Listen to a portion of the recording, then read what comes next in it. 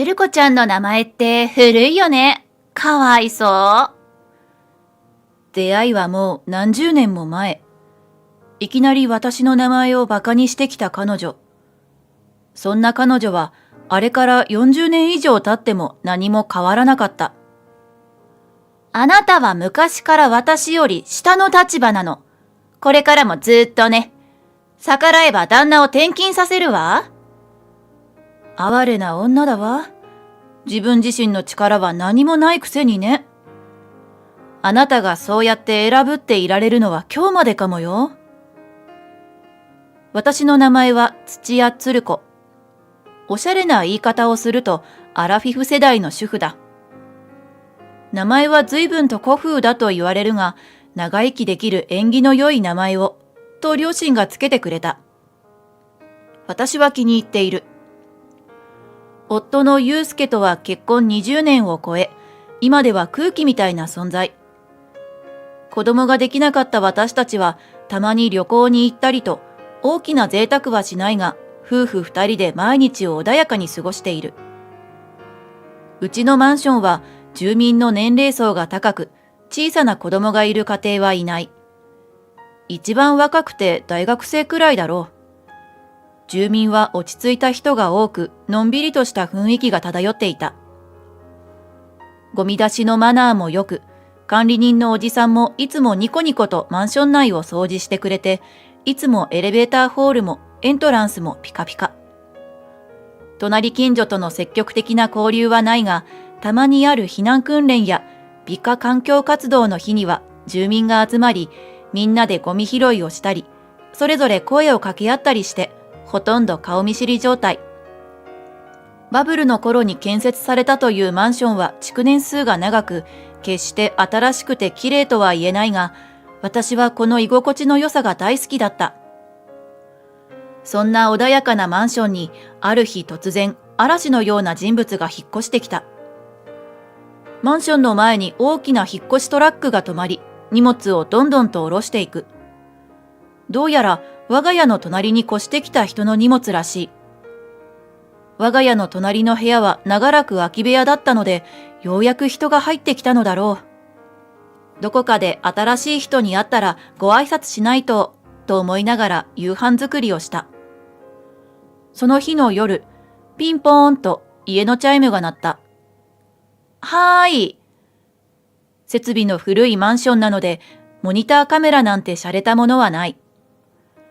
今の若い子は見たことない子もいるだろう。受話器を持ち上げて声だけで対応するタイプだ。こんにちは。今日隣に引っ越してきたのでご挨拶に伺いました。はい。私は夕食の準備を中断して玄関に向かう。わざわざ来ていただいてすみません。ドアを開けるとそこには知った顔が立っていた。鶴子、久しぶり。まさか、加賀さん？なんで？呆然とする私をよそに、彼女は私の手を勝手に取ってブンブンと握手を強要した。やだ、香川旧姓。今は相沢だよ。ああ、そうなのね、相沢さん。もう、そんなかしこまらないで。私たちの仲じゃない。エマでいいのよ。ね、鶴子。いやいや、私たち下の名前で呼び合うような関係じゃなかったんですけど。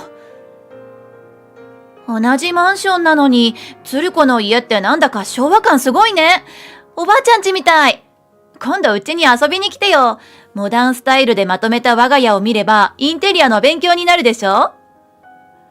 困惑している私を見てニヤニヤしている彼女。その笑みを見て、私は心の奥底にしまっていた記憶の引き出しが一気に開いて、雪崩のように押し寄せた。私は学生時代、加賀エマに随分ひどい目に遭わされてきたのだ。彼女との出会いは小学生。人見知りで気が弱かった私は、休み時間に教室の隅で一人本を読んだり、折り紙をしているような子供だった。そんな私にいきなり、鶴子ちゃんの名前って古いよね。かわいそう。と声をかけてきたのだ。私の名前は外国の人もわかるようなおしゃれな名前なの。エマってお姫様みたいでしょ？鶴子なんて時代遅れねってママも言ってたよ。そう得意げに言う彼女。人生の酸いも甘いも噛み分けた今なら、そうだねと笑って流せるだろう。でも当時の私は小学生。私は突然自分の名前を侮辱されたことに驚きを隠せず固まってしまった。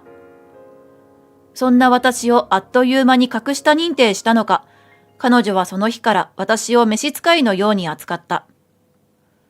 帰り道で私にランドセルを持たせることから始まり、私のものは私のもの。あんたのものは私のもの。というわかりやすいジャイアニズムを発揮。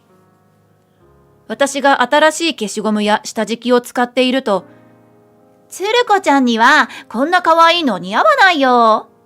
と当たり前のように奪って自分のものにするのだ。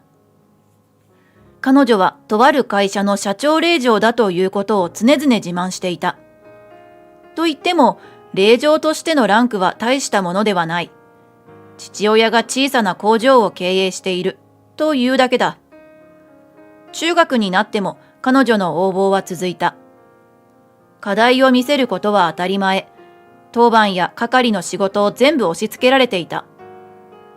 その頃には彼女のジャイアニズムは度を超えて、奪う対象は物以外にも及んでいた。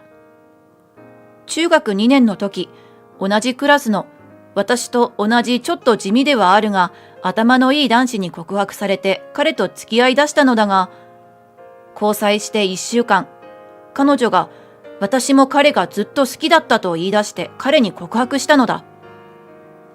それまで地味な彼に一切目もかけなかったエマが本当に彼のことがずっと好きだったとは信じがたい。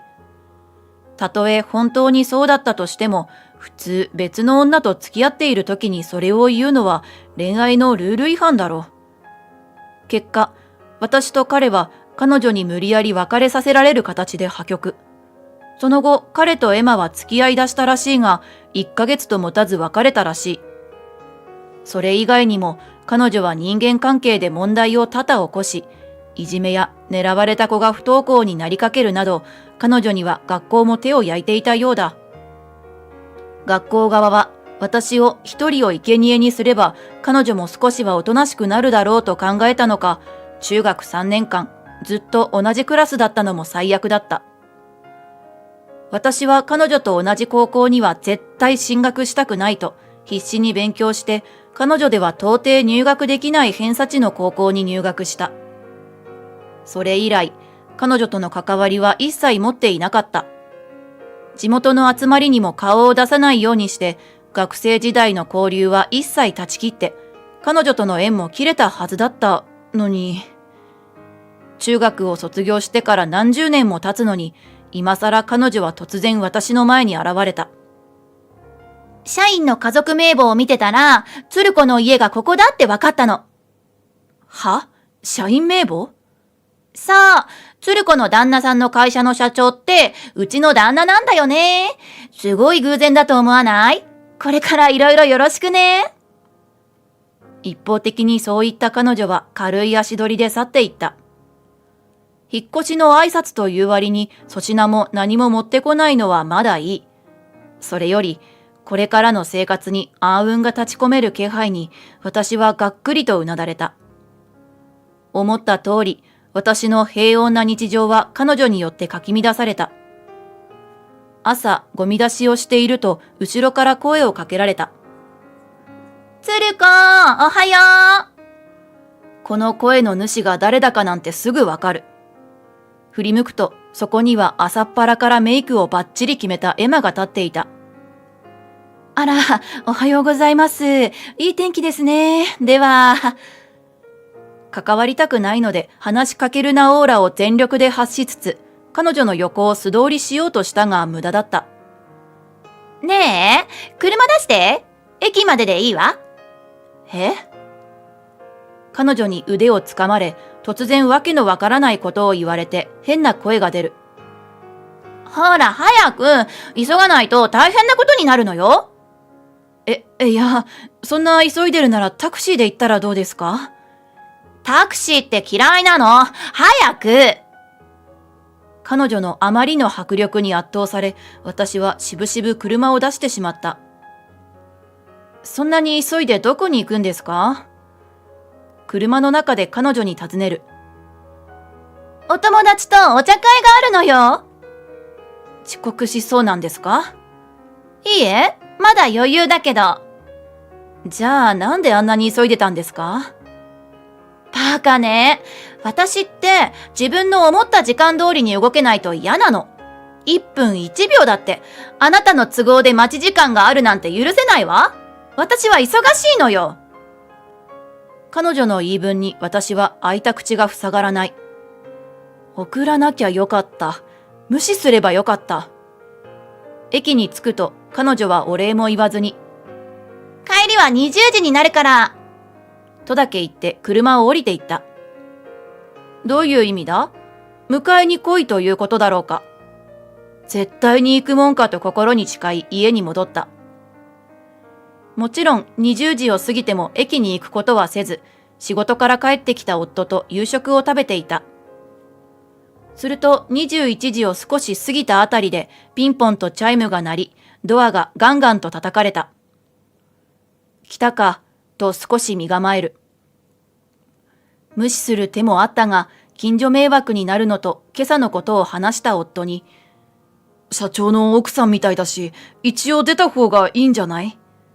と言われ、しぶしぶ出ることにする。ドアを開けると、一目で怒り心頭だということがわかる彼女が仁王立ちになっていた。ちょっと、帰りは20時になるって言ったでしょ？そうですね。なんで迎えに来ないのよ。おかげでタクシーで帰ってくる羽目になったじゃない。迎えに来てなんて頼まれてないんで。はぁ？普通、私の帰りの時間を聞いたら自分から喜んで迎えに来るもんでしょ？私はあんたの旦那の上司の妻なのよ。そんなの関係ありません。私をタクシー代わりにしないでください。本当に鶴子って昔から気が利かないわよね。今回だけは特別に許してあげるわ。次回からちゃんとしないと。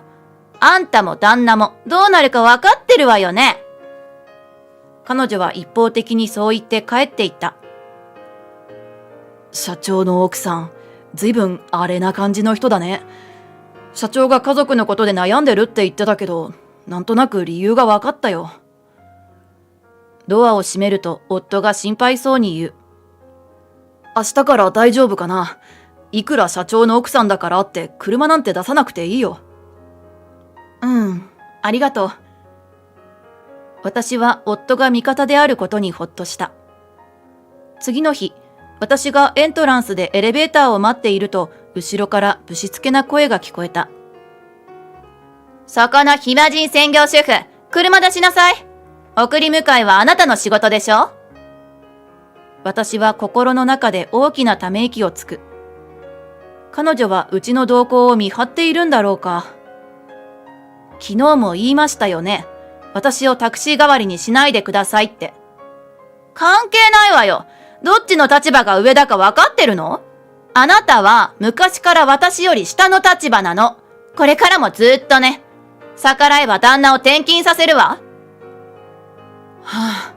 この人は何も変わらない。